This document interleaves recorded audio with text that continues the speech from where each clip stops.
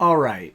So, here I am, going about my business on a Saturday night, and Asterios' attorney decides to drop his motion tonight. Thanks a bunch, buddy. I was going to have a nice relaxing time, drink, read, I don't know, prepare for tomorrow, anything other than this. But you left me this fun, compelling little document, or, well, I guess three documents to go through. And so, here we are. And I'm going to do that in just a second. But in true me fashion, I'm going to waste some time at the beginning and address a question that keeps cropping up in a couple spots. Popping up. I am not centered. There we go. That's better. I don't know. I want to keep up the illusion that I cleaned this room, but I didn't. That's a lie. So here's the question that keeps coming up. When Dick's lawyer filed for dismissal against him, Bozer and Foundation, people are asking if it's a dismissal with prejudice, if it's a dismissal without prejudice, what does that mean? All that stuff. So let's quickly have a discussion about prejudice before we get to this this document over here. And before I do that, it's a smooth kind of night, so we're going with the Lagavulin 16. They are also not a sponsor, but in the off chance that you're watching, brewmaster or marketing director or whoever from Lagavulin, if you're looking to sponsor someone, I'm your guy. Because I love this stuff. It's delicious. And I would promote the hell out of it. And all you'd have to do is send me a bottle every now and then. Be great. Anyway.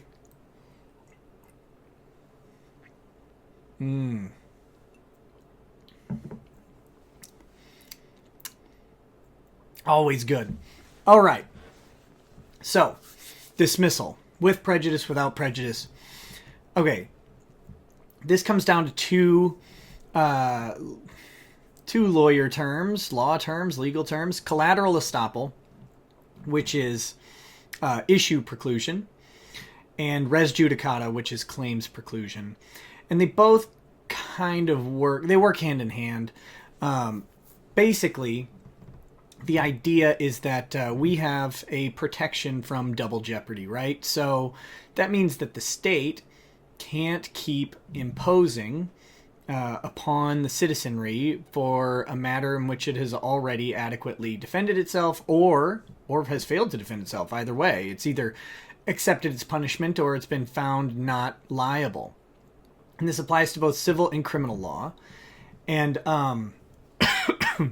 the idea of dismissal comes in two ways. One is with prejudice and one is without prejudice. With prejudice means it is considered, and this is important, right? Because it's law. Everything's an argument. And if you're willing to throw money and time at stuff, the court hears your argument. And it's maybe unfortunate that the system works that way, but some people really need the benefit that's afforded to them for having that extra chance to be heard, even though maybe you'd think they shouldn't be heard. Sometimes they need to. So in how it works, the next part of that protection, right, because this is in New York, and so people are wondering if Maddox is defeated by these motions to dismiss in New York, can he raise the claim in California? And the shortest, best answer I can give you is it depends. And it depends on a lot of things. And some I probably am not even aware of, because, man, if you got a good lawyer who makes a good argument, you can maybe come up with a reason why that dismissal with prejudice wasn't effective for this purpose. Anytime you're having a pre-trial dismissal, you run against one of the initial problems with both collateral estoppel and res judicata. The idea of preclusion in general is that you're precluded from being hauled into court again for something that has been heard and adjudicated on the merits. If you're having a dismissal prior to litigation, there's a good argument that it's not heard on the merits. Now, that's where the distinction with prejudice, without prejudice comes into play, right? Is that if it's with prejudice, it's presumed to be on the merits.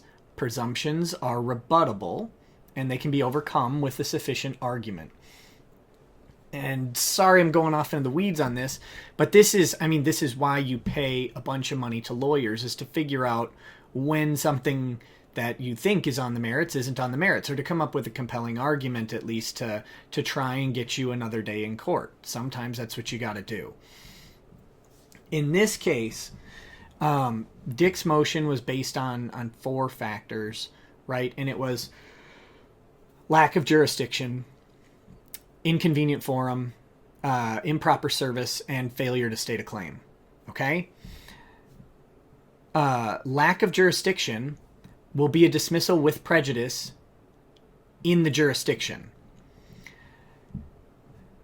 And it may be a dismissal with prejudice outside of the jurisdiction, and I can't give you a concrete answer. It should be, right? Because in this case especially, there's no compelling reason for Maddox to have filed this in New York.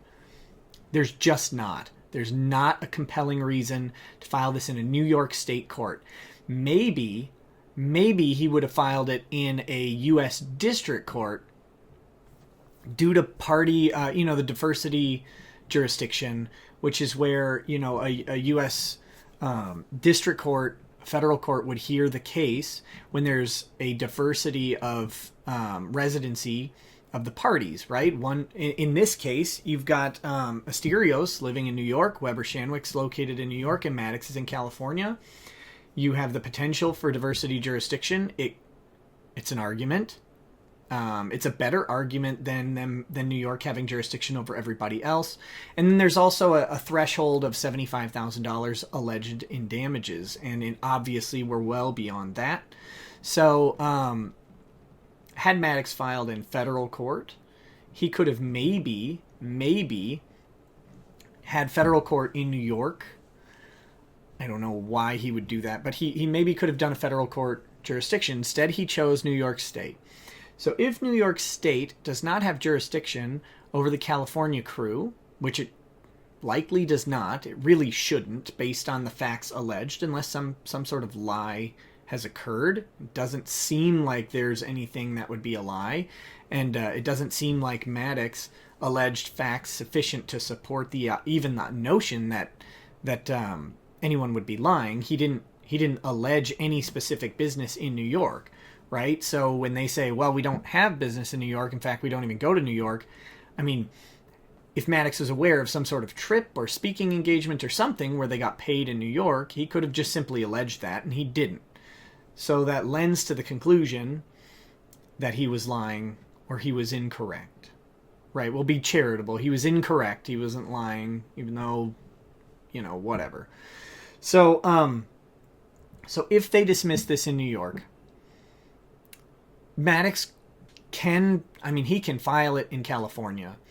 And then, unfortunately, the defendants in California would be forced to file documents stating, a motion to dismiss based on res judicata and collateral estoppel. And then Maddox would have to overcome their argument. And their argument would be very strong. But it would be an argument, and it would it would cause people to incur costs. But most importantly, whether or not anyone gets attorney's fees on this New York case, if Maddox were to try and haul them into California and then loses based on collateral estoppel and res judicata, almost guaranteed he'd be hit with attorney's fees for everybody he sues. It would be a costly endeavor. Plus, he'd have to, I said this before, I believe, or maybe I said it in a comment, but he'd have to hire all new attorneys in California. They would have to draft a new complaint because you've got different statutes that you'd be filing under. California may have different approaches to some of the common law stuff where Maddox's drafting has failed. And that's expensive unless you write it yourself. Again, that'll go well, I'm sure.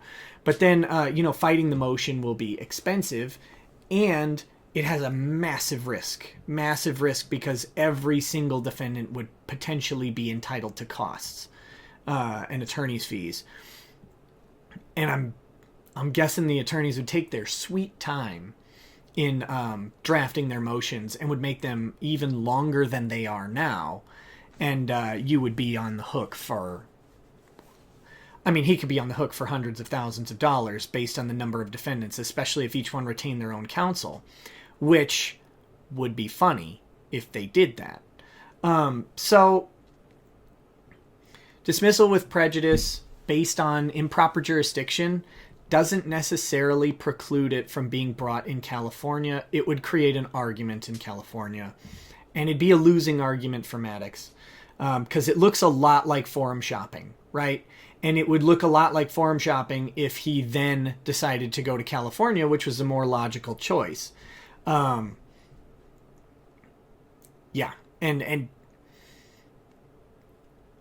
there's...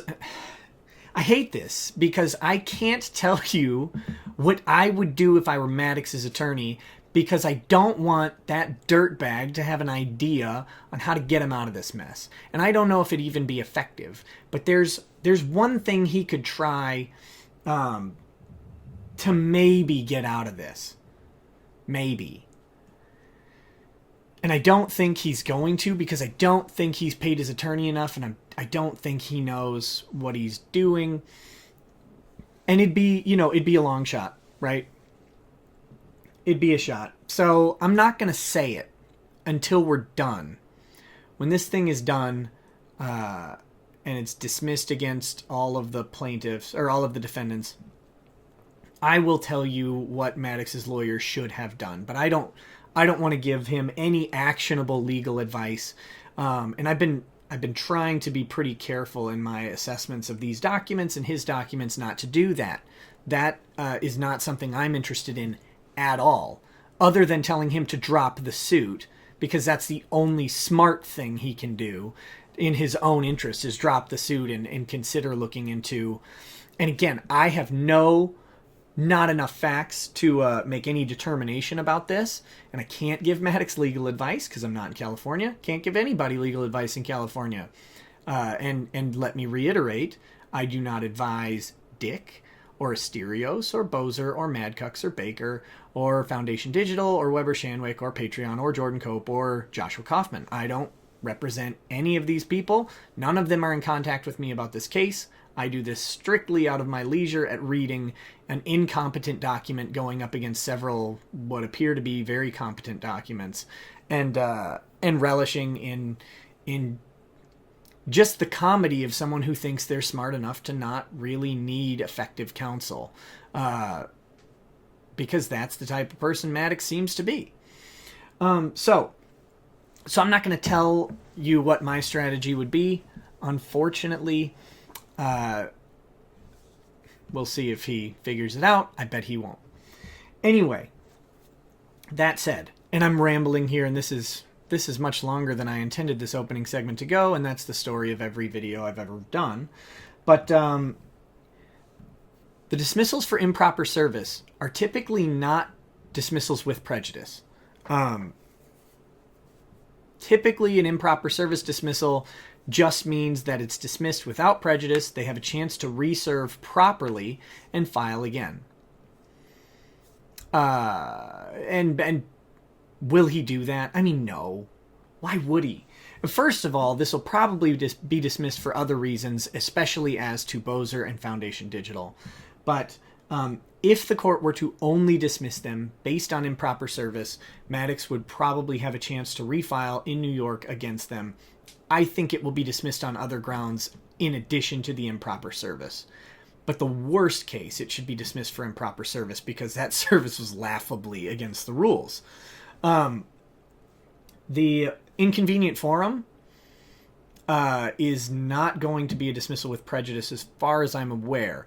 Like the whole idea of there's a more convenient forum to hear this implies that the person should be able to refile in that more convenient forum. Not that they should lose their chance entirely. And it is certainly not a hearing on the merits as far as res judicata and collateral estoppel go. If it's a dismissal for just forum nonconvenience, then that's not with prejudice, and ostensibly Maddox should be able to refile. But again, if it's inconvenient forum, it's a very similar argument to the jurisdictional argument, and I think the jurisdictional argument will win out. Finally, dismissal for failure to state an actionable claim or a claim upon which gives rise to a cause of action. Typically, that is actually a full dismissal on the merits because the court has to analyze the merits of the claim. And when they do that, this is important because if it gets dismissed this way, this will be extra funny. When a court dismisses for failure to state a claim, they read the initial claim document in the light most favorable to the non-moving party. So in this case, since Dick's lawyer has moved for dismissal for failure to state a claim, and as we'll see, so has Asterios' attorney, they're going to read the complaint in the light most favorable to Maddox. And when he still loses for failure to state a claim, you'll know that the court gave him as much legal deference as possible. So the court actually considers the claims as pleaded in that motion, and they will either determine that there is no genuine dispute of material fact, and if they determine that there is no genuine dispute of material fact, and there is a failure to state a claim, then the winning, the moving party wins. And I think that's going to happen. You never know with a judge, right? Everything's a roll of the dice. You can do what you do what you can to weight the dice in your favor, but there's always a possibility with a court that a human will decide otherwise.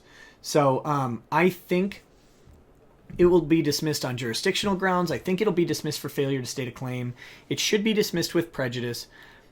Maddox can always file. You can always file anything. That's the way our system works. That's the way you want it, by the way.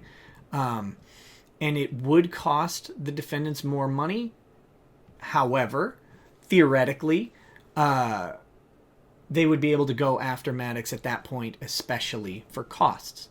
Now, they're not limited to costs in that scenario, and we're going to cover that in just a second. So, enough of me rambling about the other case. Let's get to these new documents.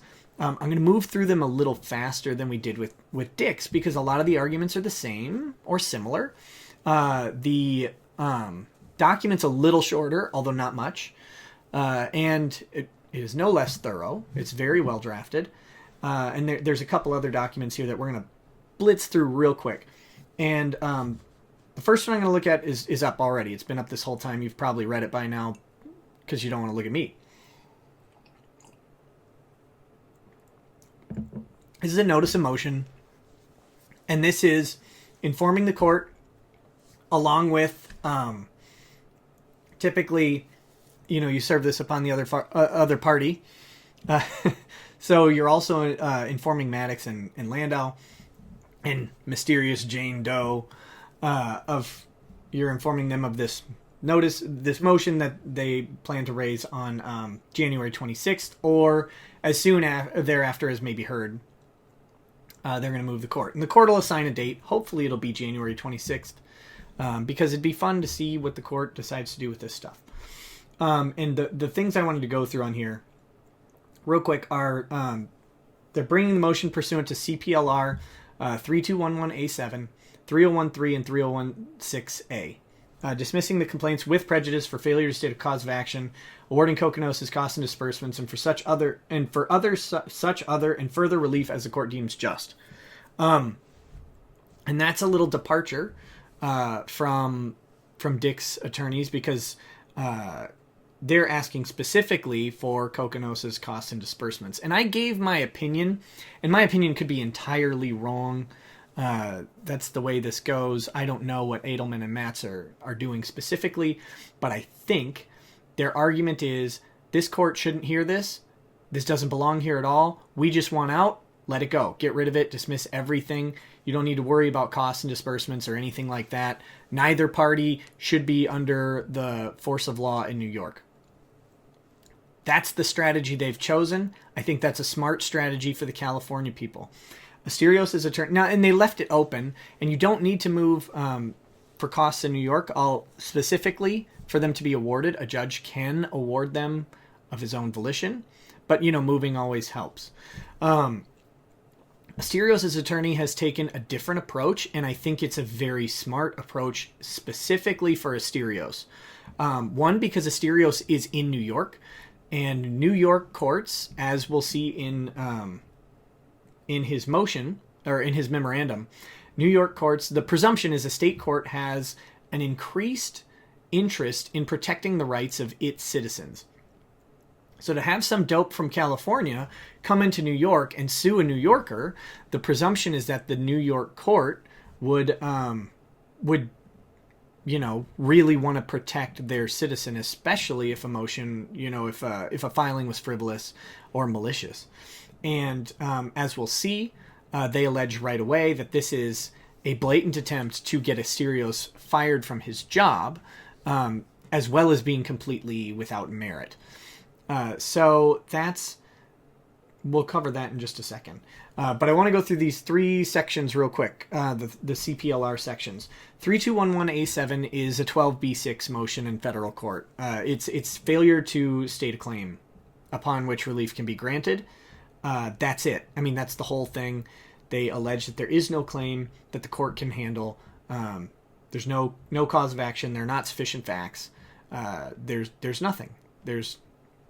It's a poorly drafted document, or it's completely meritless, or both. 313 is, I'm not putting these up on screen because they're actually really short, and I'm not going to read them. I'm just paraphrasing them. 313 is just a failure to plead, make your complaint with particularity, allowing the court to know the time, place, manner, and nature of the transaction that gave rise to the cause of action. Basically, they're saying that the entire complaint is too broad, doesn't comply with the rules of New York, should be dismissed.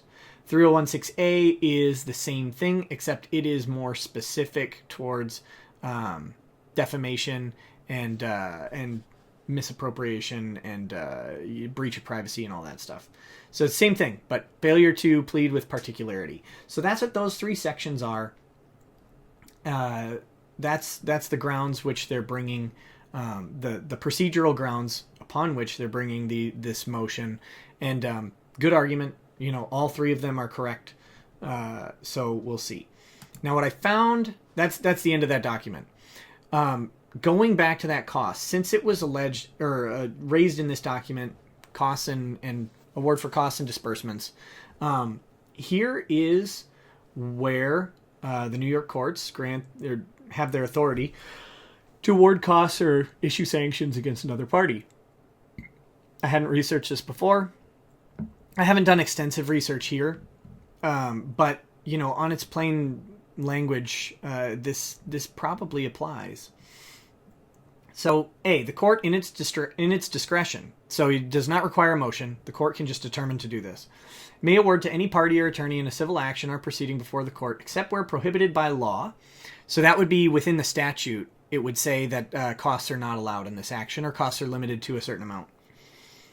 Costs in the form of reimbursement of actual expenses reasonably incurred and reasonable attorney's fees resulting from frivolous conduct as defined in this part. In addition to or in lieu of awarding costs, the court, in its discretion, may impose financial sanctions, blah, blah, blah, blah, blah. Landau should read this section, because Landau may be incurring some sanctions for signing off on a document that's so poorly executed that it looks like maybe he didn't even read it. And then for the default action that he raised, might be frivolous conduct. Let's see. So, what is frivolous conduct? We go down to Part C down here. Here's my highlighter, Part C. For the purposes of this part, conduct is frivolous if it is completely without merit in law and cannot be supported by a reasonable argument for an extension, modification, or reversal of existing law. Everything here is meritless. It is without merit in the law. Not a single claim of Maddox that Maddox makes is illegal. Not one thing is illegal of the facts alleged. 2, it is undertaken primarily to delay or prolong the resolution of the litigation or to harass or maliciously injure another.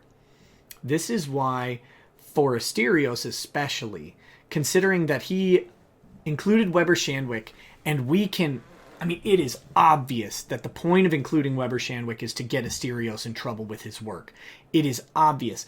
He admits to trying to get Asterios in trouble with his work leading up to litigation, and then including Weber-Shandwick, who would have nothing to do with this lawsuit. Not a single freaking thing can be laid on the shoulders of Weber-Shandwick. Bringing this in is clearly intended to maliciously injure Asterios and to harass Asterios. Maddox, you're a liar and a coward because you said, I think just the other day, just today, or earlier, I guess it's not today anymore, you said specifically that you don't harass other people, right? That is not your life's goal. And you clearly do, you lying fat sack of coward. By the way, get the bags under your eyes looked at. I sleep less than anybody on this planet. And I don't have that problem. I don't know what you're injecting in there. It looks disgusting. And brush your teeth, buddy. Okay, and finally, it asserts material factual statements that are false. I have said in my analysis several times that Maddox has asserted false factual statements. There are several places. Heather is not a real person, and you know it. I know it. Maddox knows it because it's probably him. And if it's not him, it's Metal Jess. Spoiler alert, Metal Jess is Jane Doe. And Maddox intentionally, when he wrote that document, because God, I just can't bring myself to believe that Landau wrote that pile of garbage. When he wrote that document, he lied at several places. Creating Heather is one of them, but another one is... Oh, dang it. Now I look like an idiot because I can't think of the one. There's so many in there. It's hard to come up with the specific one that I was thinking of. But, frankly, the Harry's thing, by the way, completely misrepresenting the amount of money Harry's gave, or was completely misrepresenting the loss from Harry's. Kendall and Hyde. Wow. You're asserting breach of contract from Kendall and Hyde when Kendall and Hyde went out of business. That's not a breach of contract. That's them going under. That's disgusting. You're horrible. There are other places too, and I'm trying to think of that. Anyway. You know you're a liar. You know everything about Weber-Shandwick's a lie. Oh, by the way, saying Bozer and Baker had appeared on the show, that's a lie, and you should know that's a lie. Several other things. Like I said, you lie so many times in that complaint because lying is the only argument you'd have, right? And I think you might believe it, which is even sadder. But you lie so many times in that complaint that this could be bad. Those material factual statements are false. And you know it. I think it'd be great if Asterios went ahead and proved that he never used Weber-Shandwick's equipment. I don't know if he can or not. Doesn't really matter. What he can prove, though, is that you would have no idea if he used Weber-Shandwick's equipment. So, and I don't think you said upon information and belief. I think you asserted that as a fact, which was probably a mistake as a result of bad drafting. Anyway, I could rant about this. Finally, an award of cost down here on D. An award of cost or the imposition of sanctions may be made either upon motion or upon the court's own initiative after a reasonable opportunity to be heard. The form of the hearing shall depend on the nature of the conduct and the circumstances of the case. The court should really award attorney's fees to at least Asterios. At least Asterios. They probably should to everybody because you're just such a disgusting heap. But Asterios does not deserve this. And you're a complete tool for bringing it against him. I mean, you're a scumbag. And you know it. So anyway, yeah, I mean, actually, let's go back to those material statements that are false. Like, you say that defendants made rape and death threats against you, but defendants' fans did. And you say that they incited the fans to do so, which they clearly have not. You haven't provided a shred of evidence for that. I mean, there's just so many. God. Oh, you're... Okay. I'm going to stop now. There's no point going over this over and over. The next document here is Greenberger's affirmation. This document, I'm not going to read through it. This just says exactly what the memo is going to say in summary. And it says that he's the guy who represents him. He submits the motion to dismiss with prejudice for failure to state a cause of action. He includes the exhibit, which is a complaint again. And then he goes through each of the 8 causes of action that Asterios is named in, and then talks about the damages. And again, he says that the motion should be granted, and that the complaint against Asterios should be dismissed with prejudice, and he should be awarded costs and disbursements. Now, I will say that if Maddox loses against Asterios, it will be with prejudice, and that prejudice will be upheld in both New York and California. Because he went into Asterios' forum. There is no argument for lack of jurisdiction over Asterios as far as personal jurisdiction. I guess you could come up with a far-fetched argument for subject matter jurisdiction. Greenberger chose not to, and that's probably smart. Because you'd probably lose on that, and you don't want to front a losing argument. The kitchen sink approach is not always the best approach to law. Sometimes it is, not in this case. So, since they do have jurisdiction over Asterios, dismissal for lack of jurisdiction or inconvenient forum obviously don't make sense in the same way that they do for Dick. They're not raised, but that'll be stronger on the dismissal as far as prejudice is concerned. And, I think I forgot to mention, so the full faith and credit clause of the Constitution says that states are bound to give full faith and credit to the laws and judicial decisions of other states. So if it's dismissed with prejudice in New York, that prejudice should translate to California. But again, there are arguments if it's dismissed on jurisdictional grounds that it wasn't heard upon the merits. Even if they say with prejudice, you may be able to overcome that. But if you lose, it's a huge gamble. So, all right.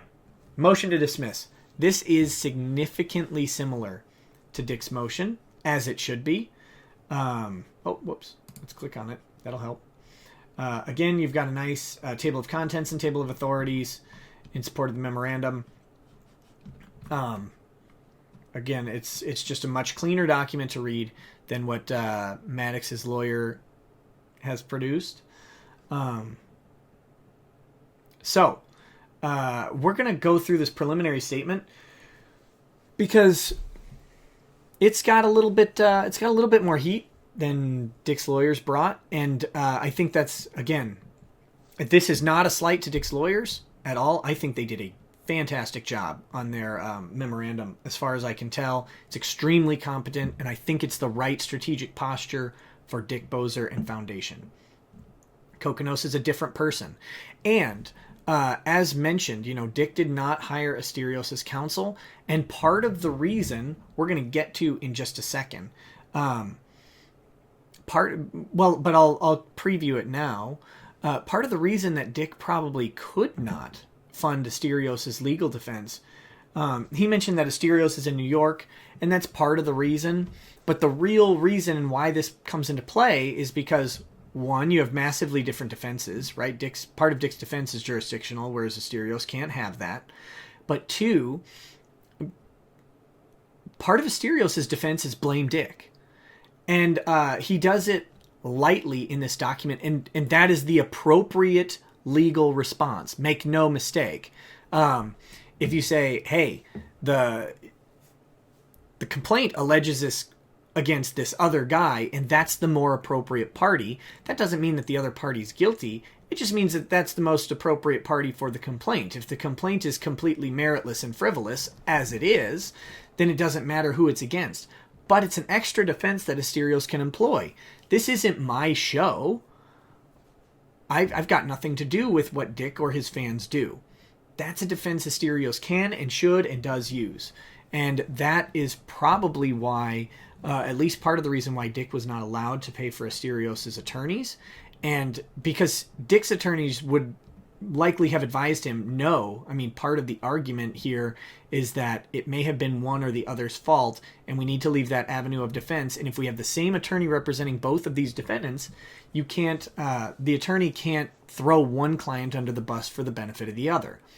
So keeping that defense open to throw one of the clients or one of the defendants under, or actually, in some cases, when you have multiple defendants, each one blames the other one, and if there aren't sufficient facts to allege that either one is guilty, I mean, they both walk.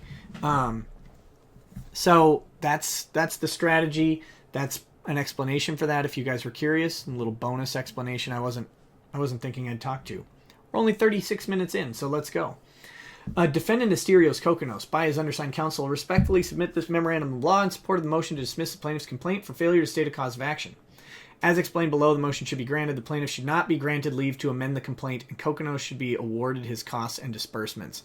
And that leave to amend the complaint, that would be like one of Maddox's avenues would be to say, oh, well, you know, I'm an idiot, and I completely failed, like a miserable human being that I am, to write an appropriate complaint. I need to amend it and now allege the facts that I should have alleged before. Courts don't usually grant that unless there's a good reason that you couldn't get the information beforehand. You should include this all. And that, I think I was drinking a lot, so I don't quite remember. But I'm pretty sure I said in the complaint, you had the opportunity. You had the opportunity and you failed. You could have brought this evidence and you didn't. And you should have. You should have put forth real evidence, because this is your one shot to do it, especially in preliminary motions. Now, you know, if this survives its preliminary motions, they'll go to discovery and then maybe he'll discover something else. But this was your one chance to put your best case forward, whatever you had available. And if this is your best case, it's not good enough. Sorry, you don't get to do that just to fish for discovery. So the preliminary statement. This is good. Plaintiff's allegations arise out of a feud between podcast hosts, plaintiff George Azunian and defendant Dax Herrera. Right there, they're setting up the term. This is between these two guys, not my client, who had a falling out and are now stating critical comments and opinions about each other in their respective podcasts or in YouTube videos. After the falling out, Mr. Kokkinos continued working with defendant Herrera. Mr. Kokkinos is comedian. Greenberger. A comedian. And comedian. You should have done it. That would have been funnier. Whose fans have access to his work on various platforms, including podcast, comedy albums, and social media, e.g. Twitter. Some of Mr. Kokkinos' artistic expressions concern the plaintiffs. Unhappy with being the subject of Mr. Kokkinos' work and the reactions of Kokkinos' fans, the plaintiffs bring this action in hopes of quashing Mr. Kokkinos' artistic expression and suppressing his First Amendment right of free speech. Boom. Good claim. However, all of their purported causes of action failed to state a claim. Regardless of whether Mr. Kokkinos' critical comments and opinions are distasteful or humorous, plaintiffs do not plead claims against Mr. Kokkinos. Very true. Mr. Kokkinos also has a day job working for a large public relations firm, Defendant Weber Shandwick. His employer was frivolously named. Notice they're using, he's using language from the statute that leads to costs. Good job. In this action, in a transparent attempt by the plaintiffs to have Mr. Kokkinos fired. This case should be dismissed against Mr. Kokkinos as soon as possible. As soon as possible because, and this is adding an urgency argument for the court. And again, lots of subtle manipulation that you try and implement for the court. But, this is important. The longer this goes on, the more at risk Asterios is with Weber-Shandwick, and it should be dismissed against him because it's meritless. Summary of relevant allegations. Background. Plaintiffs are California residents. Their allegations rise out of the fallout and subsequent celebrity feud between... and it's important that he calls it a celebrity feud, by the way. Later in the argument, this comes out. Between plaintiff George and defendant Herrera, formerly co-hosted a popular podcast together entitled Biggest Problem in the Universe. After the podcast ended... By the way, it's good to constantly allege that this was co-hosted. That it was a joint venture between them, because that'll be fun for the trademark, right? After the podcast ended, Herrera, in concert with Mr. Kokonos and the other defendants, allegedly, quote, created cyber mob attacks and numerous online harassment campaigns against Uzunian and his girlfriend, the Jane Doe plaintiff. This allegedly appalling, wanton, vindictive, ruthless, patently repulsive, and nauseating conduct is part of a, quote, thriving business taking place on social media and on Herrera's new podcast entitled Dick Masterson is Creating the Dick Show. Quote. That's good. The, quote, Dick Masterson show and persona allegedly encourages and incites Herrera's, quote, listeners and followers to threaten, stalk, harass, defame, and interfere with all aspects of plaintiffs' personal and professional lives. This has allegedly interfered with the Zunian's sponsorships, agreements with the Harry's Men's Grooming Company, and with the Kindle and Hyde Leather Goods Store. Herrera's alleged conduct has resulted in Zunian's girlfriend, plaintiff Jane Doe, being threatened with rape and violence, and or the subject of a discussion about rape by Herrera's fans. Plaintiffs identify other of Herrera's alleged, quote, defamation, vitriol, and incitement of his fans to target and harass plaintiffs. This includes online posts and web pages, a billboard contest for Herrera's fans, quote, doxing, i.e. incentivizing others to dig up private information to harass and blackmail plaintiffs, and other targeted online advertising campaigns. Lastly, Herrera has used a caricature of Uzunian as a devil in posters to advertise and advertisements to promote a live show he did in October 2017. Footnote. I usually skip footnotes for this stuff, but this is a funny one. Plaintiff's failure to identify Jane Doe in the pleadings runs afoul of the public's right of access to judicial proceedings. The suppression of her identity in this action is unwarranted. The plaintiff's allegations about a targeted harassment, if true, reflect that Jane Doe's identity is already known to the public, or at least to those non-parties who have posted about her online. Moreover, Jane Doe has been featured in many of Uzunian's video broadcasts. Yep. And that's just, that doesn't matter. But it just goes to the disingenuousness, and this is what's rooting in the minds of the reader, right? The clerk or the judge who's reading this, is that, God, this guy's just disingenuous about everything. Notice he doesn't talk about Jane Doe being in all of this stuff. He doesn't talk about the fact that everybody has to know who she is, or that she's a mildly public persona, and that her career is one of being public. She's a trade show model, right? That's... I don't think I'm being disparaging, although some people may decide that's disparaging. Her face, her name, or her pseudonym at least, are her business. And Maddox probably should have included her pseudonym in this account, if not her regular name. And he maybe could have couched it that way, right? She operates under a stage name, and we do not want her personal information. Because she's being harassed by these people, we don't want her personal information out. Her stage name is this, and that is how these people are already contacting her. But he didn't do that. Allegations specific to Kokonos. Kokonos is allegedly Herrera's, quote, co-conspirator, having, quote, assisted the Dick Show in all aspects of its campaigns against plaintiff. Mr. Kokonos allegedly did so as an agent of his employer, the large PR firm Weber-Shandwick. He allegedly used company's equipment to further the harassment, including recording several despicable podcasts and a comedy album using his employer's equipment and live streams from the office during work hours.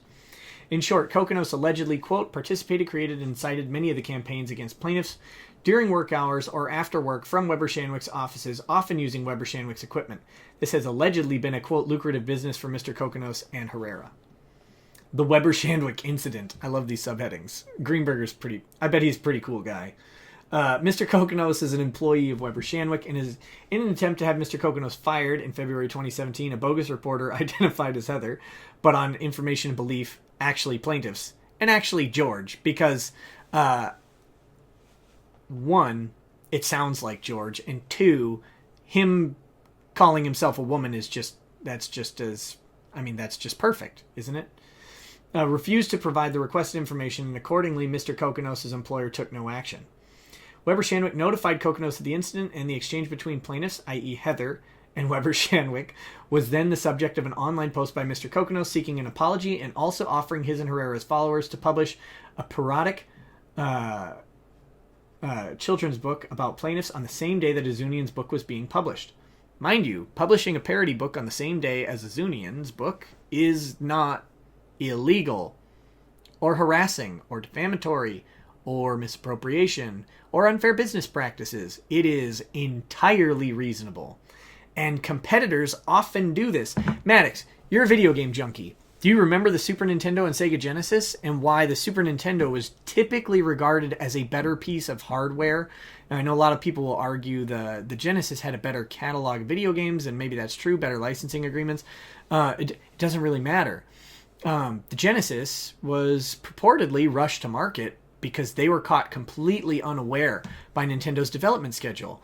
And when they wanted to get out at the same time or at a competitive time before Nintendo ate up the market share that they wanted to really get into, because the NES dominated the Sega Master System, Genesis was looking to get in. You should know about this because you're a huge, giant, self-purported nerd, right? So, competitively publishing at the same time or a similar time to be competitive is not illegal. It's actually something that is a business strategy. Sega put out probably an inferior product to what they could have put out due to crunching their development schedule to be competitive with Nintendo, who took them by surprise. This happens a lot in several fields. Notice how a lot of movies come out that are similar. Independence Day and Mars Attacks came out like right around the same time.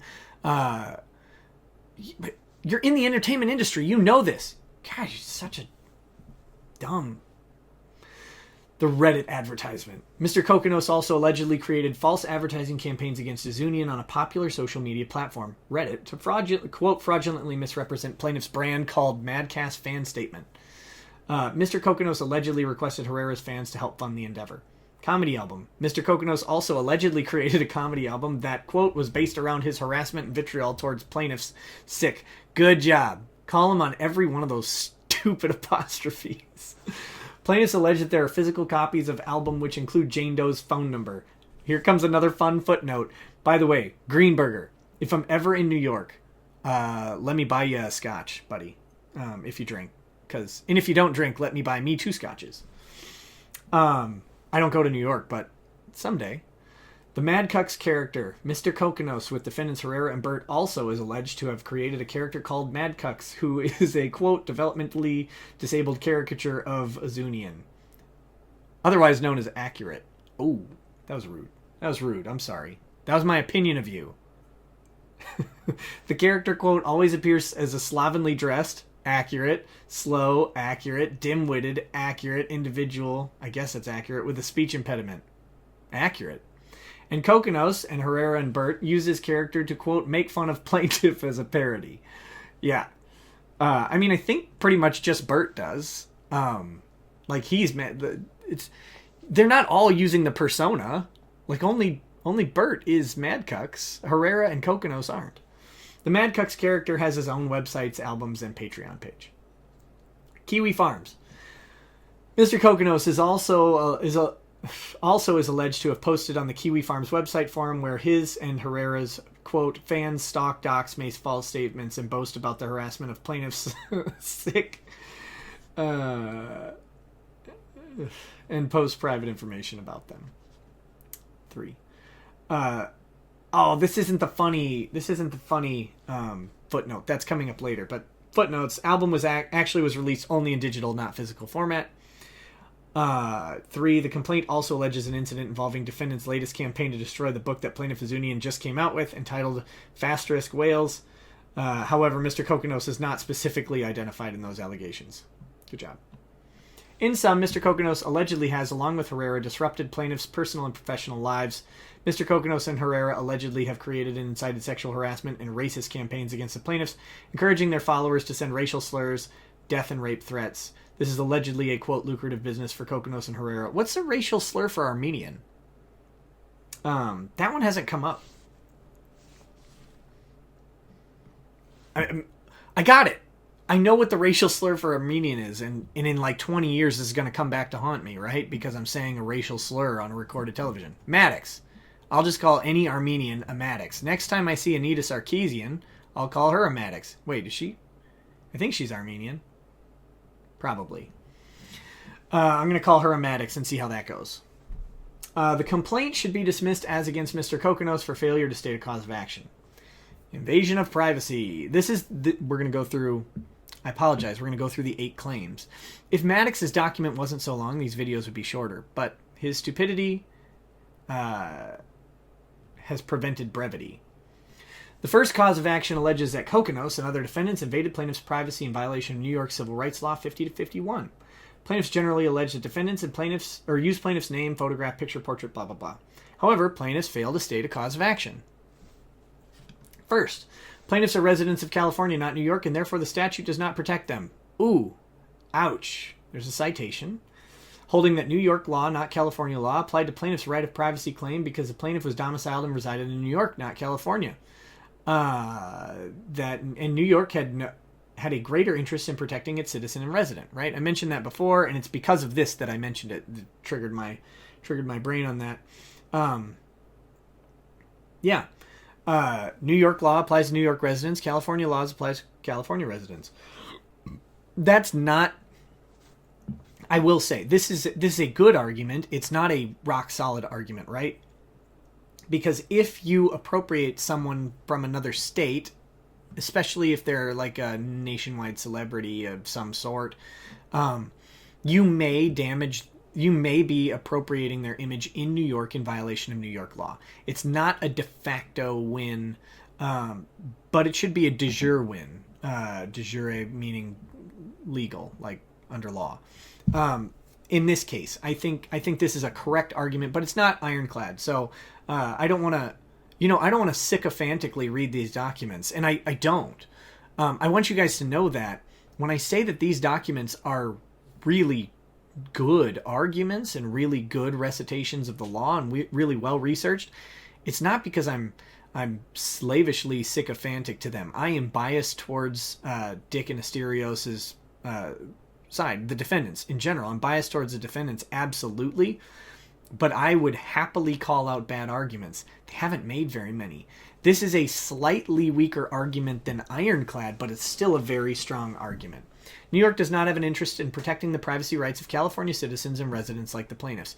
Generally true. But again, if they're doing it in violation of New York and it causes Maddox damage in New York because that's where the transaction takes place, then New York probably has an interest in enforcing its laws against him. Maddox has not shown this, so that's a problem. Mr. Kokonos' alleged conduct is not solely for commercial purposes. Instead, Mr. Kokonos' alleged conduct directed at plaintiffs who admit they are, at minimum, limited-purpose public figures is protected by First Amendment speech, which we've gone through in the Dick show, or in the Dick motion. Section 50 makes it a misdemeanor to use that for advertising purposes or the purposes of trade, the name, portrait, or picture of any living person without having first obtained the written consent of such person. And Section 51 provides a civil cause of action for injunctive relief and damages. The statutes must be construed narrowly and not used to curtail the right of free speech. There's a well-recognized exception to the statute, quote, for works of art and advertising that are undertaken in connection with a protected use by the First Amendment.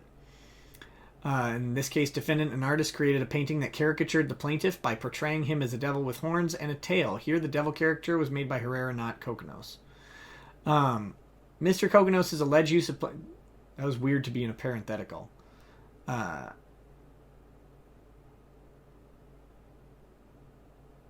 Oh. Okay, so this is an interestingly done parenthetical, and I'll criticize it because it's mildly confusing at first. The parenthetical is in reference to the case. For the first half of it is before the semicolon. Defendant, an artist. This is in Altback versus Coulon. Defendant created a painting that caricatured the plaintiff by portraying him as a devil with horns and a tail. That is, bringing up a very relevant case because that's exactly what the caricature alleged to be infringing is here. But here, the devil caricature was made by Herrera, not Mr. Kokkinos. So first of all, they're laying out why this is like that Altback versus Coulon case, and why that case should be controlling in this instance. But they're second clarifying that, Herrera made it. That's a claim against him, not Kokkinos. He had nothing to do with that. Mr. Kokkinos' alleged use of plaintiff's name likeness for selling albums and other merchandise is non-actionable art. The Court of Appeals has, quote, repeatedly observed that the prohibitions of Civil Rights Law 1551 are to be strictly limited to non-consensual commercial appropriations of the name, portrait, or picture of a living person. These statutory provisions prohibit the use of pictures, names, or portraits, quote, for advertising purposes or for the purposes of trade only, and nothing more. And the emphasis there is in original. I added it when I said only. Mr. Kokkinos' alleged use of plaintiff's name and likeness are not, quote, strictly limited to a commercial appropriation. They're not advertisements. They're artistic expressions entitled First Amendment's protections on free speech. Yeah, absolutely. Further, his conduct constitutes comedy and satire, 4, and thus fall, the footnote 4, which we'll get to, and thus fall within the ambit of newsworthiness or public interest exceptions to the statutes. Newsworthiness is to be broadly construed. Ozunian is, by his own allegations, a, quote, internet personality. This is that poor drafting thing, Maddox. You set yourself up as a celebrity due to your narcissism. And that celebrity really undermines you on a lot of these claims.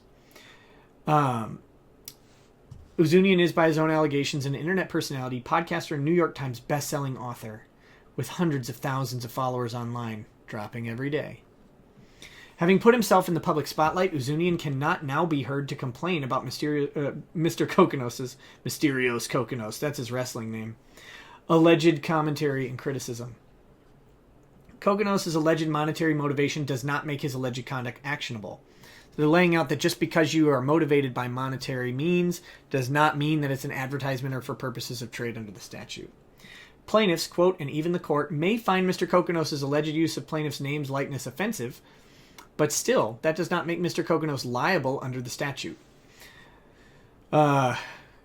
Quoting, the First Amendment, however, protects private expression, even private expression which is offensive to a substantial composite of the general public. Before I go on to defamation, I'm going to address that footnote. The footnote 4 was plaintiffs themselves refer to the Maddox character as a parody. Self-defeating. Again, bad drafting. Defamation. The second cause of action alleges that Mr. Kokkinos defamed plaintiffs and that such statements were per se defamatory. This claim should also be dismissed. First, the defamation cause of action must be dismissed for failure to plead with the particularity required of CPLR 3016A. I went through this. You have to give specificity to what happened. The appellate divisions have held the complaint also must allege the time, place, and manner of the false statement and specify to whom it was made. Obviously not done in the complaint. Nowhere in the complaint do plaintiffs allege specific statement made by Mr. Kokkinos that is defamatory. Statements illegible, good, like call him out on the bad format of that complaint, are attributed to Herrera. And he's talking about the giant screenshot that we zoomed in on. And to the defendant's fans, but none are attributed to Mr. Kokkinos, and he does not control what third-party fans say or do. Mr. Kokkinos' fans are not lemmings subject to Mr. Kokkinos' will and control. I don't know if that is, but I think that's a subtle jab at Maddox, thinking that his fans are property. Because you've stated that your fans are your property over and over again. You routinely insult them as dumb lemmings and minions, thoughtless automatons going through their day because you're a pile of garbage. Oh, you're just stupid.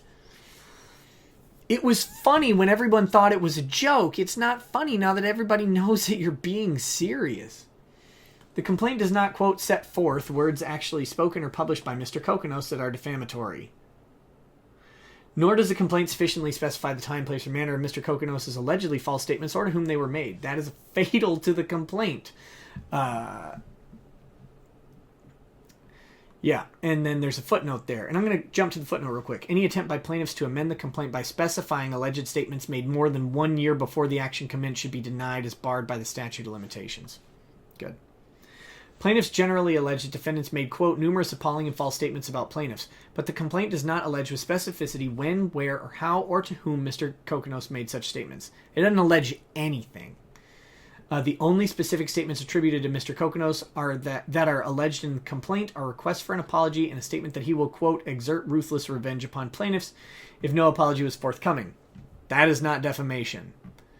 That's a good four-word sentence, right? Just hammer that point home. It's not defamation.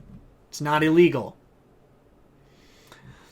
The elements are false statement published without privilege or authorization to a third party constituting fault as judged by, at a minimum, a negligence standard. It must either cause special harm or constitute defamation per se. Good job. Second, even if the general allegations of defamation were sufficiently pleaded, which they are not, plaintiffs plainly are objecting to Mr. Kokkinos' non-actionable opinions, citing again Costanza versus Seinfeld, which I have been... and Lapine versus Seinfeld, which I've been asked to go through Costanza versus Seinfeld, and I will, upcoming, because I think the celebrity lawsuit section will be fun. Yeah. Despite the complaint's conclusory allegation, plaintiffs have not identified any statements of, quote, fact that Mr. Kokkinos stated or published about plaintiffs who are, at minimum, limited public figures that would have crossed the line from First Amendment protected humor to intentionally injurious defamation. Citation holding that defendant's online comment that plaintiff was a terrorist was non-actionable opinion because such a statement was likely to be perceived as rhetorical hyperbole or a vigorous epithet. Misappropriation. Third cause of action alleges that Mr. Kokkinos is liable for common law unfair competition. New York recognized... This is good because this is different from Dick's motion. This has more information about misappropriation and unfair competition. It's pretty informative. I liked it. New York recognizes two theories of common law unfair competition, palming off and misappropriation.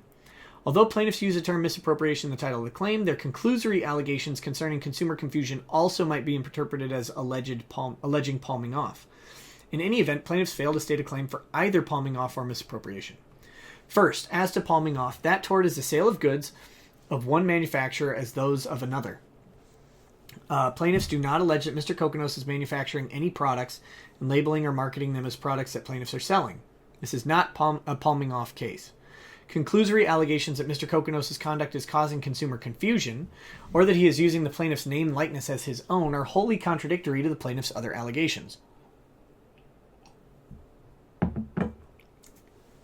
The gravamen of plaintiff's allegation is that Mr. Kokkinos so successfully distinguishes and differentiates himself from the plaintiffs that those differences compel non-party consumers of Mr. Kokkinos' comedic works, i.e. his fans, to direct abusive and harassing conduct towards the plaintiffs. That is the opposite of palming off. There is no confusion between plaintiffs and Mr. Kokkinos. Plaintiffs are not alleging that Mr. Kokkinos is passing off his own comedic output as that is plaintiffs. Yeah, that's it. Second, misappropriation usually concerns the taking and the use of plaintiff's property or commercial advantage to compete against the plaintiff's own use of the same property. Right? This is you taking the chassis design of a sweet Asus ROG gaming computer, creating a identical chassis and selling it as something... competing with Asus, like in trying to make people think that your computer is similarly equipped because it looks like an Asus. You've taken their design work and you're trying to gain an advantage off of it. Here the complaint fails to allege the bad faith misappropriation of a commercial advantage belonging exclusively to plaintiffs. As with palming off, the conclusory allegation that Mr. Kokkinos misappropriates plaintiff's property, labors, and skill are completely contradictory to the other allegations. Mr. Kokkinos is not alleged to have stolen the plaintiff's skills or labors in bad faith, nor do plaintiffs have an exclusive right to their fans or positive public opinion. That's important. Your fans are not your property. They're just people. Do you think people are property, Maddox? I thought we settled that in the 60s? To the extent that the property or commercial advantage that was allegedly misappropriated is a plaintiff's name and likeness, the claim is preempted by civil rights law.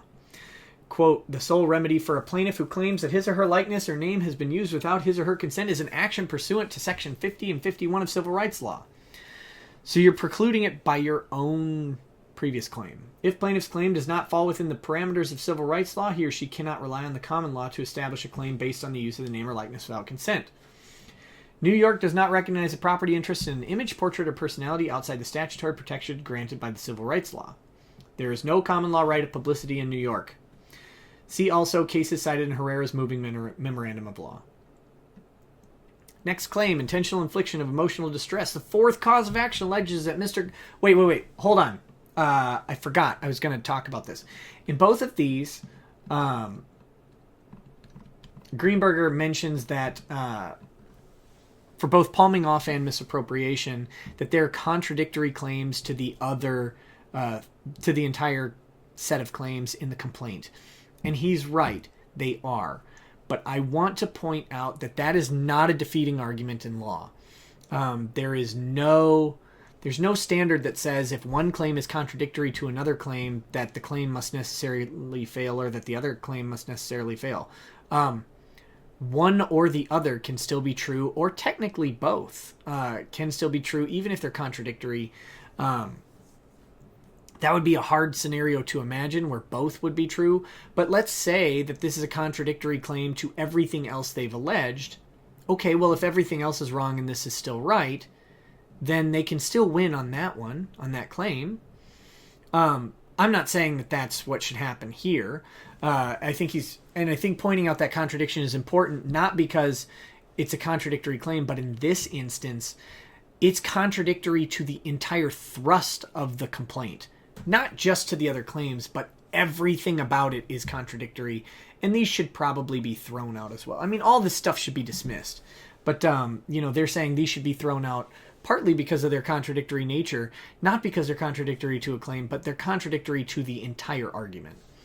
But I just want to point out, again, trying to be whatever level of impartial I can muster, which is not much, but that is not a entirely defeating argument. And whatever. But you got to put it in there, right? Greenberger did a great job with this memorandum. Don't get me wrong. Don't misunderstand that. IIED. The fourth cause of action alleges that Kokkinos is liable for infliction of emotional distress. The elements of this cause of action are extreme and outrageous conduct, intent to cause or disregard of substantial probability of causing severe emotional distress, a causal connection between the conduct and the injury, and severe emotional distress. The court should conclude, as a matter of law, that Kokkinos' alleged conduct does not amount to conduct even close to approaching the threshold of outrageousness needed to support a cause of action for IIED. Quote, liability has been found only where the conduct has been so outrageous in character and so extreme in degree as to go beyond all possible bounds of decency and to be regarded as atrocious and utterly intolerable in a civilized community. Insulting someone isn't intolerable in a civilized community. You stupid pile of trash. There, I insulted you again. I'll do it more, probably. Depends on how much I have to drink.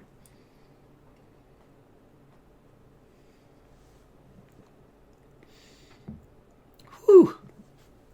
That's just delicious. Public comments are expressions of ridicule directed to, about, or about a person do not generally rise to the level of outrageous or extreme conduct so as to support an action for intentional infliction of emotional distress. And they're citing one of their authorities here that is not a case. Looks like a practice document, or maybe jury instructions. I don't know. Anyway, fright, shock, and etc. I don't have that citation. I don't have the ability to look it up without spending a bunch of money. Not going to happen. Not today. Defendants repeated defamatory statements amongst Orthodox Jewish community that the minor plaintiff had sexual intercourse with her father did not constitute intentional infliction of emotional distress. Yeah. And that, by the way, saying a minor had sex with her father with the intent to cause injury is much more distress-inducing than anything you've done. Because that is, that's even accusing of a criminal act, a severe criminal act, and some depraved acts. So if that doesn't rise to the level of emotional distress, None of your garbage does, you weak, pathetic sack of man. Lastly, assuming arguendo. That means assuming, if you don't pick up on the Latin, get help. But it means, arguably, that the death and rape threats are extreme and outrageous. They were not made by Mr. Kokonos. Plaintiffs allege that it is non-party fans who are making those statements.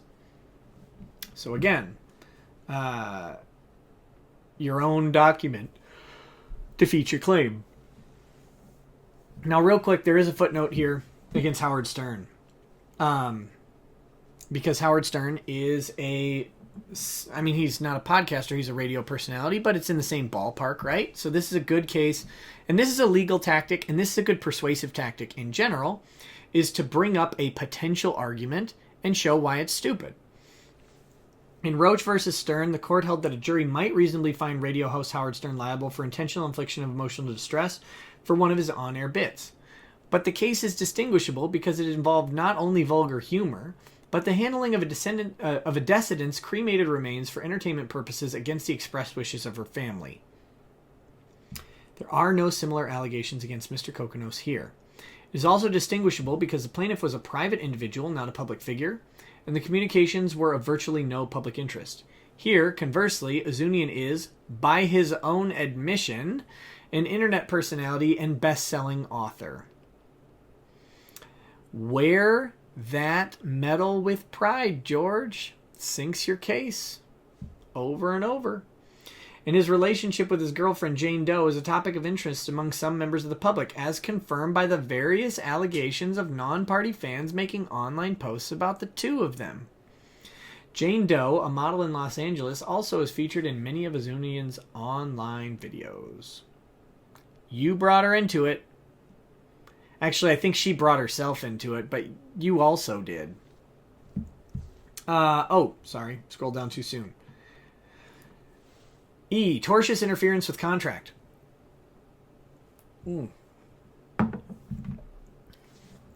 We've got 8 pages to go, guys. So I'm going to have just a little bit more scotch. Because it's that kind of day, right? The 5th cause of action alleges that Mr. Kokonos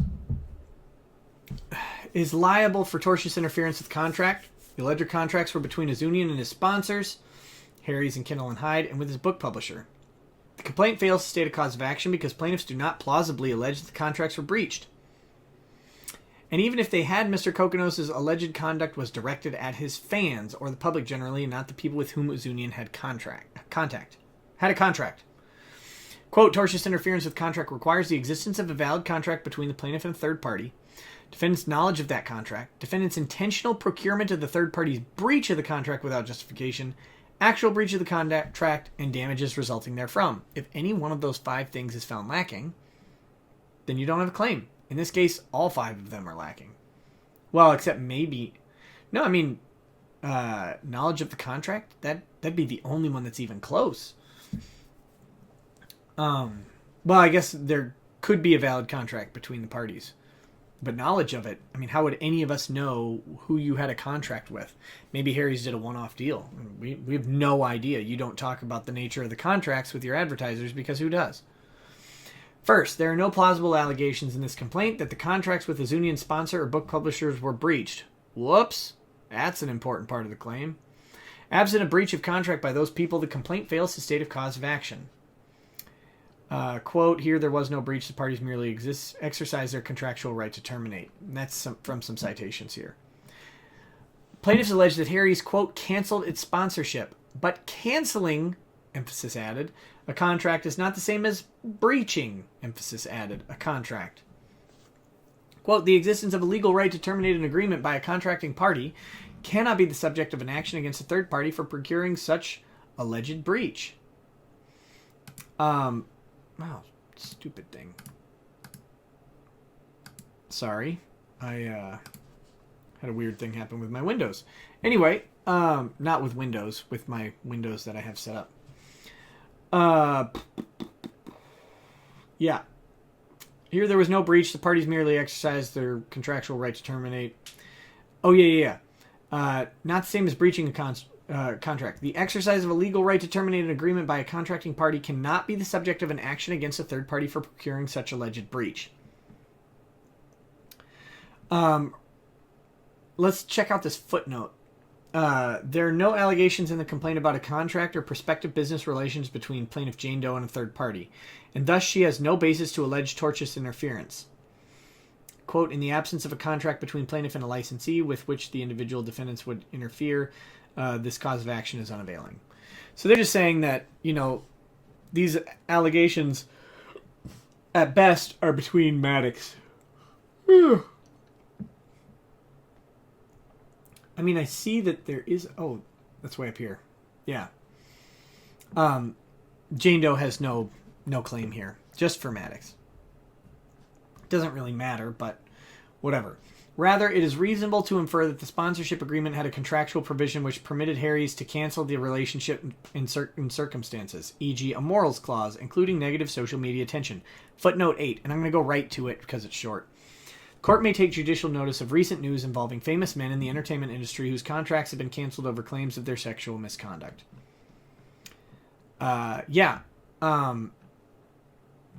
If Harry's, like I said in the Dick Motion video, that's a good one. Like I said in that video, Harry's likely had a contract where if they felt that the advertising relationship was damaging to the brand, they had a right to withdraw or cancel their contract without breach. And unless Maddox alleges, sues, and wins in a breach claim, he can't say that it was breached if they have any basis to fall on. And if they don't have a written contract, I would assume that the implied oral contract would have an implied way to back out, because it's an advertising contract, and everyone would understand that if someone went crazy, started damaging the advertiser's brand, that the advertiser would have a way to pull out. As to the other sponsor, Kendall and Hyde, and the book publisher, the plaintiffs have failed to sufficiently plead that those contracts were breached or canceled. Indeed, as to the publisher, the plaintiffs directly contradict the notion that there was a breach by alleging that their book was published on October 2017. Plaintiffs' unsubstantiated and conclusory allegation that there were breaches are insufficient as a matter of law. Plaintiffs were required to provide factual support for their bald... It's got to be intentional, right? And conclusory allegations of tortious interference, but did not. Second, even if plaintiffs had sufficiently alleged that the contracts were breached, plaintiffs failed to state a claim because Mr. Kokonos' alleged conduct was not directed at those people with whom plaintiffs has the contract. Mr. Kokonos' alleged conduct on podcasts, his comedy album, and other online forums was directed at the plaintiffs and or Mr. Kokonos' fans, but not the sponsors or publisher. Mr. Kokonos does not control his fans' conduct. Even if Mr. Kokonos allegedly encourages his fans' behavior, they are not his agents and they act independently. Again, fans aren't property. Tortious interference with business relations. The sixth cause of action alleges Mr. Kokonos is liable for tortious interference with business relationships. Third parties with whom plaintiff Zunian alleges to have a, quote, valid business relationships are, quote, his fans, developers, and other individuals and companies.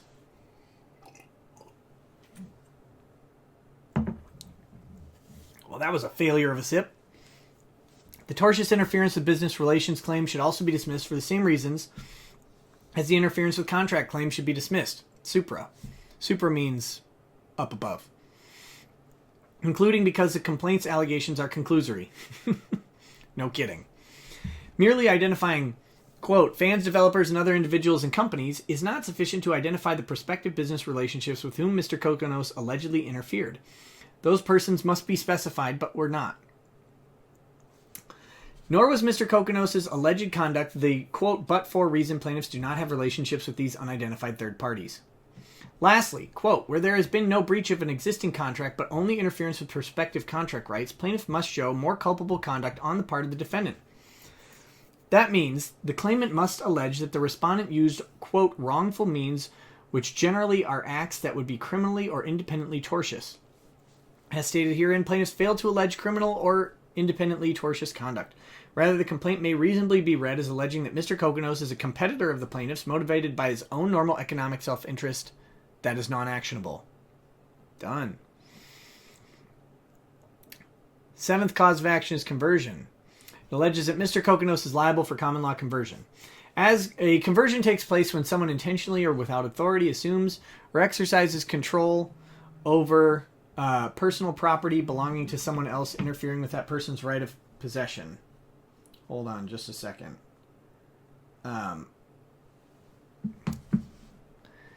Let's see. How do I do this? I have to step away for a minute, and that is frustrating. All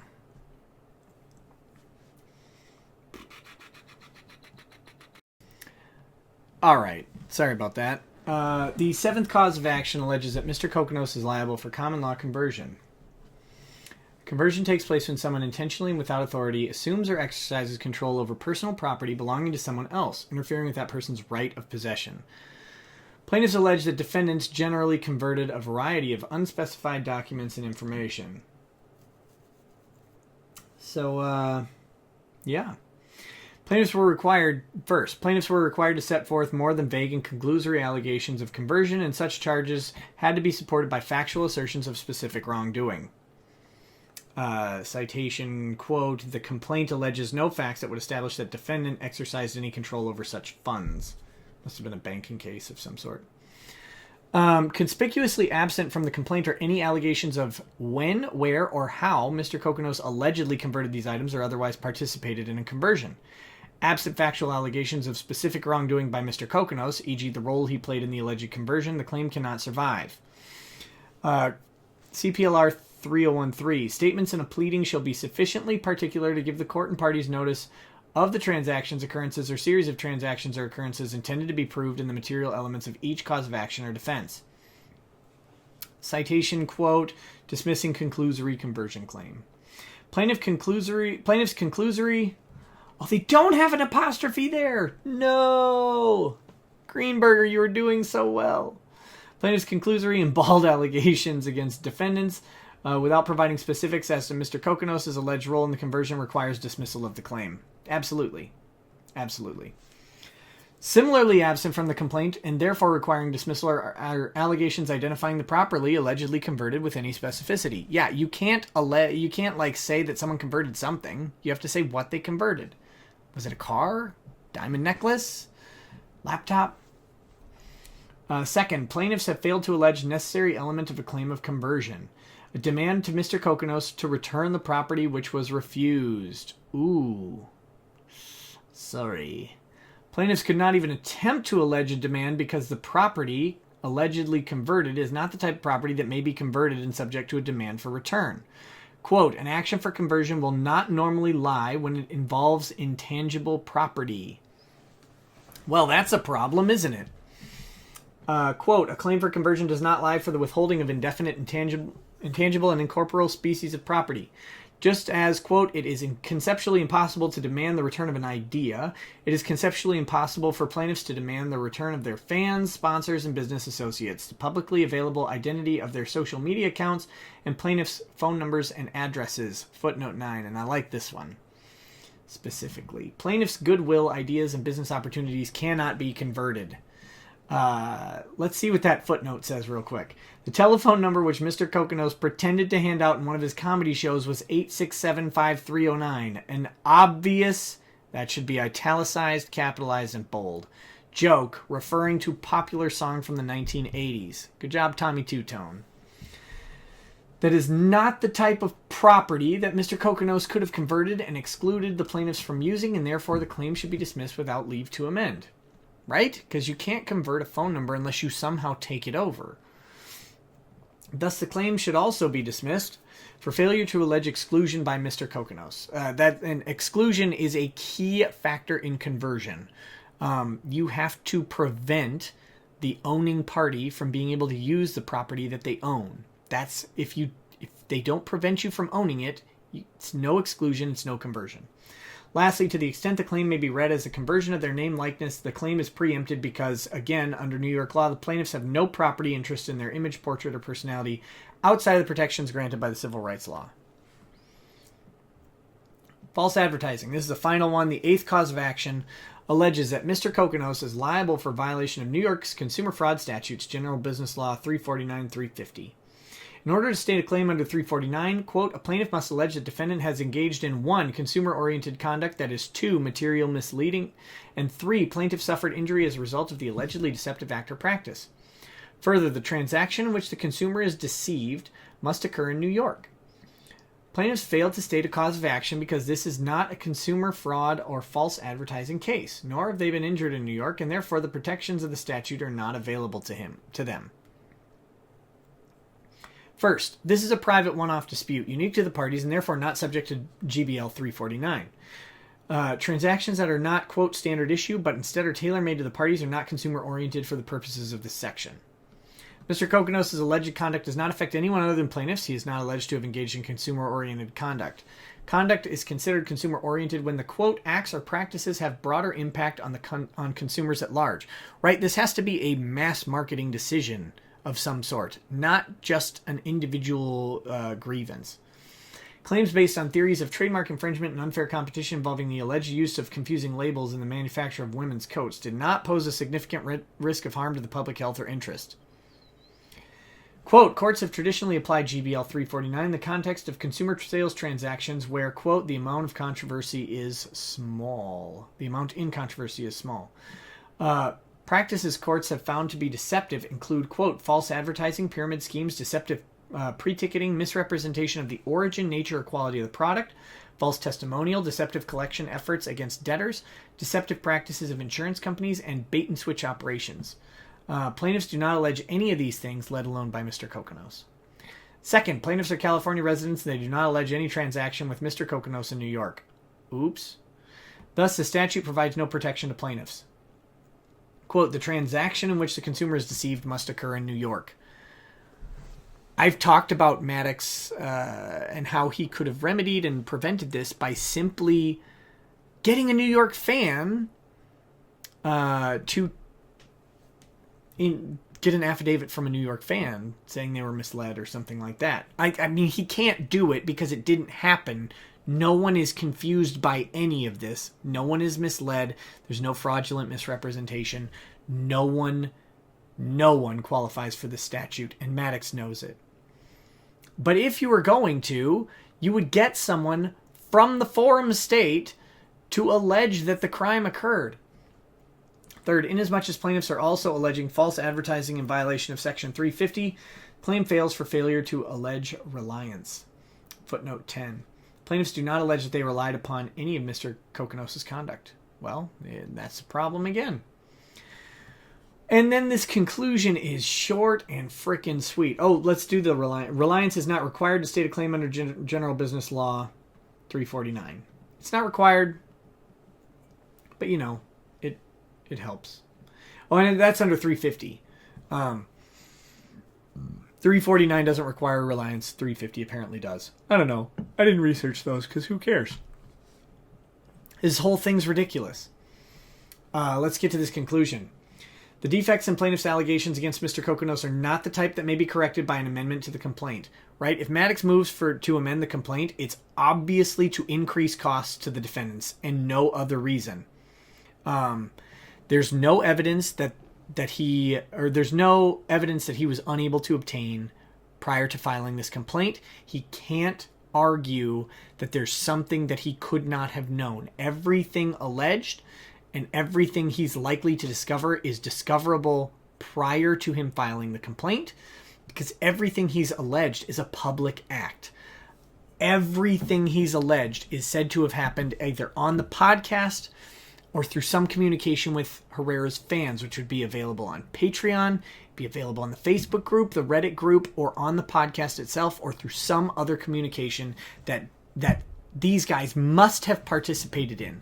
You don't allege that you believe that there's something else. You didn't make a pre-trial or a pre-complaint motion for discovery. You didn't do any of the stuff that might have produced more information. You had the opportunity to do so. You failed to. You chose not to. You didn't want to spend the money, probably because you don't have it. So the court should not allow them to amend the complaint. And this is a good head-off move. I don't know if it'll be 100% successful. If Maddox moves the court to amend the complaint and the court wants them to, maybe he can. I don't think they will, and I don't think they should. And like I said before, I believe generally a court does not do that unless they believe that there's evidence that the plaintiff would not have had access to when they filed their complaint. They know exists, they just wouldn't have had access to, and the court can enact some sort of power, like the power of subpoena and the power of discovery, to get access to that information that they would not have been able to get before. There's nothing like that in this case. No reason to even think there would be. The very nature of the claims are all entirely public claims, so everything out there should be publicly available. Conclusion. Based on the foregoing, the complaint should be dismissed against Mr. Kokkinos with prejudice without leave to amend. Mr. Kokkinos also should be awarded his costs and disbursements. And he absolutely should, and I hope they're massive for the sake of Greenberger winning that motion. I don't know if he will, but if he does, I hope they're massive. If he doesn't, I hope they're tiny, because Asterios doesn't deserve this. None of these guys deserve this. Asterios and Trevor Burt do not, absolutely do not. Maddox's beef is with Dick, and him bringing in everybody else is just the weaseliest, slimiest move he could make. And none of them deserve it. And, special place in hell for you, buddy. Anyway, thank you all for watching. I'm not going to do much of an outro. This video is long enough. I appreciate the views, appreciate the likes. Share it with your friends. Check out my other videos that have nothing to do with the lawsuit. More of those are coming. If these guys would stop dropping juicy documents, I would produce content that's not related to the lawsuit, and I will, as you know, we're going to get a bunch of documents right now as the time for filing comes to fruition, and then we're not going to see anything for a little while. So thanks all, have a good night, I'll talk to you soon.